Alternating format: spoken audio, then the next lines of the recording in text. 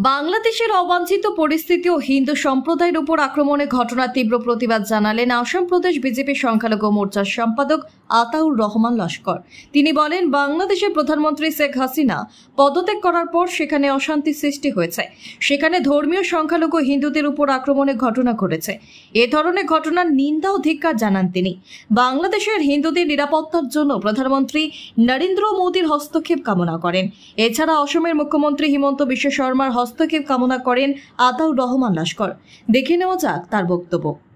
আমরা প্রত্যেকে আমাদের জানা আছে যে আমাদের পার্শ্ববর্তী রাষ্ট্র বাংলাদেশে যে বর্তমান যে একটা অশান্তির বাতাবরণ সৃষ্টি হয়েছে, আমরা বিগত দিন দেখতে পেয়েছি সেই দেশের যিনি প্রধানমন্ত্রী মাননীয় শেখ হাসিনা মহাশয়ার দেশ ছাড়ার পর আমরা যেটা উপলব্ধি করতে পেরেছি, এই দেশের সংখ্যালঘু স্পেশালি আমাদের হিন্দু সম্প্রদায়ের ব্যক্তিদের নিরাপত্তাহীন হয়ে দাঁড়িয়েছেন এবং সঙ্গে বহুত আমরা সোশ্যাল মিডিয়ার মাধ্যমে দেখতে পেয়েছি বহুত মন্দির ভাঙচুর করা হয়েছে।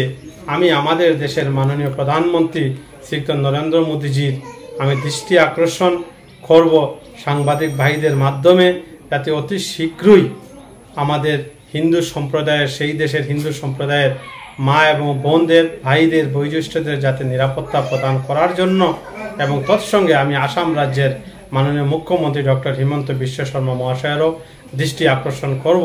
এই অবাঞ্ছনীয় ঘটনা আমরা যে মন্দির ভাঙচুর, যে আমাদের হিন্দু সম্প্রদায়ের উপর যে আক্রমণ, আমরা সেটার তীব্র ভাষায় নিন্দা ও ধিক্কার জানাই। আসাম প্রদেশ বিজেপি সংখ্যালঘু মোর্চার আমি সম্পাদক হিসাবে আমি অত্যন্ত ধিক্কার এবং নিন্দা জানাচ্ছি এবং অতি শীঘ্রই যাতে সে দেশে শান্তির বাতাবরণ ফিরে আসুক আমরা আল্লাহর নিকট, ভগবানের নিকট প্রার্থনা করি।